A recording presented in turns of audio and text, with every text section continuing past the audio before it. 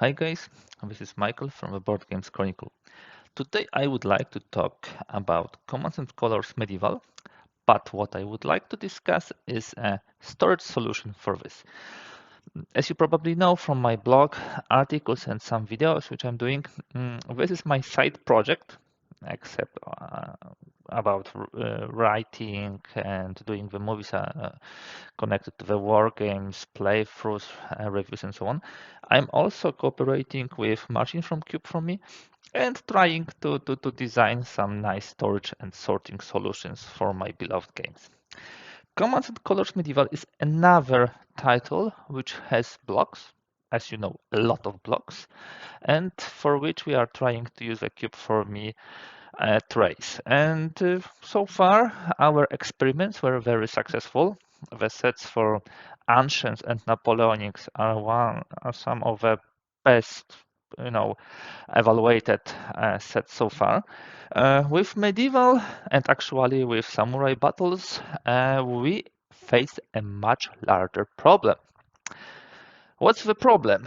Both medieval and samurai battles are one box games without any expansions, so they are fully packed to the brim already with the content which is in them.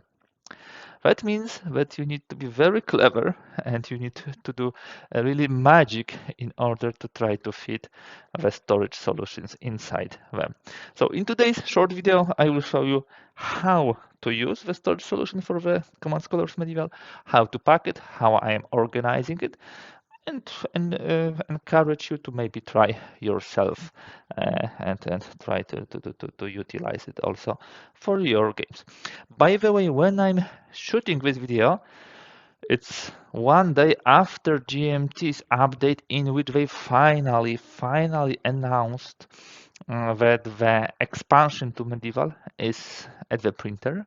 They showed how the cover will look like, how the back will look like, how the counters will look like. So we are really getting pretty soon the expansion to do this game. So that will also ease the pressure on actually packing everything in one box. I believe it will be much easier to store both base game and expansion one together. But let's see today what we have.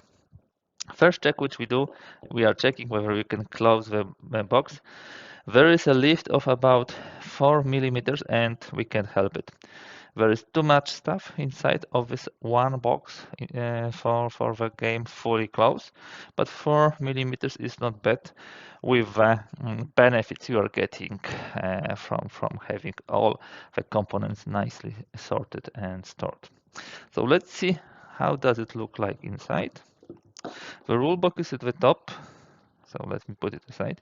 Then we have all the terrain counters or overlays in a ziploc. I am not using any kind of trace for this, although maybe it would be good when the expansion comes to do the revised solution where there will be more space for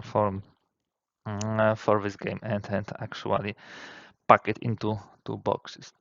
Okay, and then what do we have? First of all, we have cards, and I have cards in 3 deep trays. Why deep trays? Because I have them sleeved, and if you have them sleeved, they take much more space, of course, than the regular cards. So these are the sleeved cards. They are in 3 tray compartments, and when you put them inside, remember not to put everything the same way because it will not fit, but to flip at least one box, preferably the one in the middle, and then you can nicely fit it. Yeah, put this, and then that here. Voila, that works pretty well. Okay, and when you get them out, you just take the middle one and then those two. But the true concept of this solution are the trays for the blocks and some of the countries. By the way, here's the map, here are the player aids, and here are the dice. So we don't do anything with this. It's simply just like it was in the regular box. So here is the concept. We have one tray with lid, and we have 1, 2, three, four trays, which are getting one inside another. We have three trays for Sassanid, and we have three trays for. We actually have two trays for the romance, but one is a deep tray. So there are three layers of romance and three layers of Sassanids. How does it look like?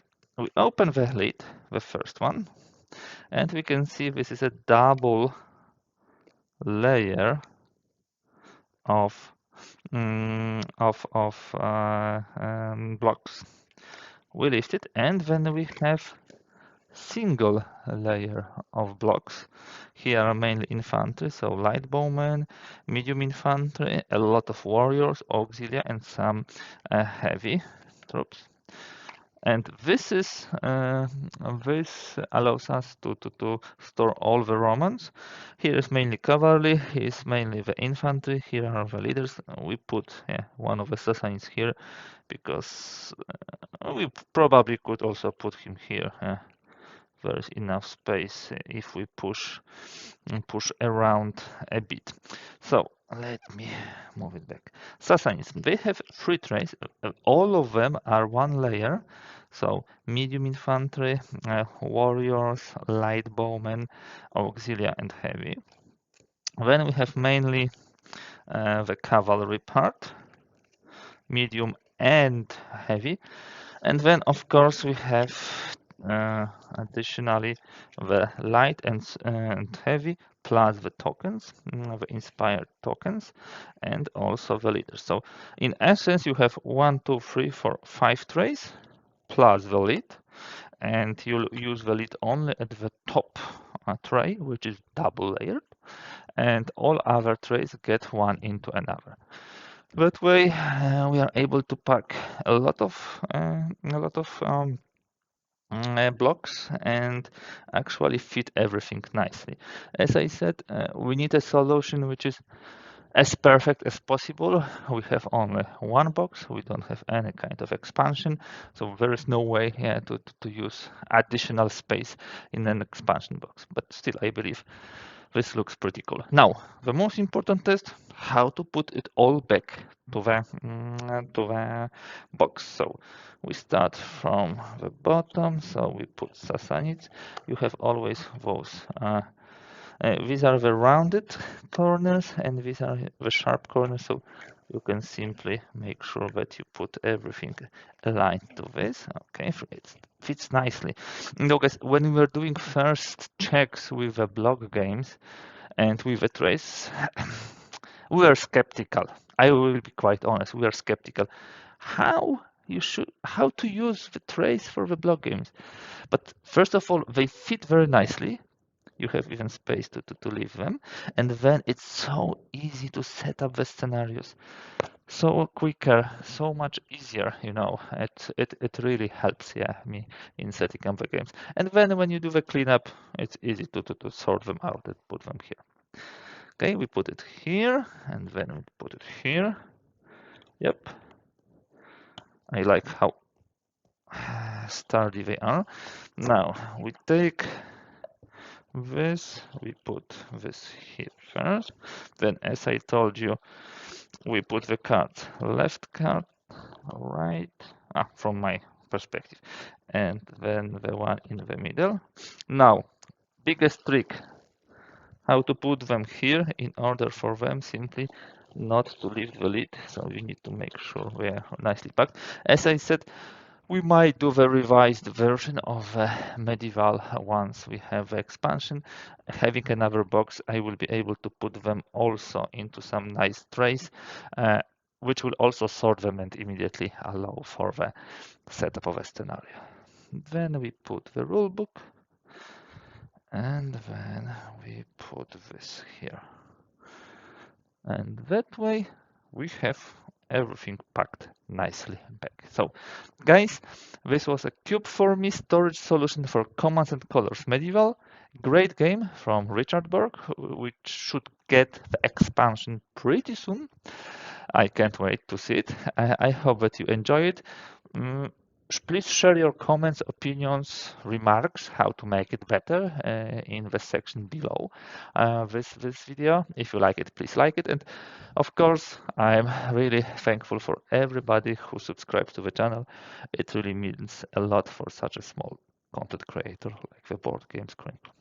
Thank you very much for being with me today, and see you soon. Thanks.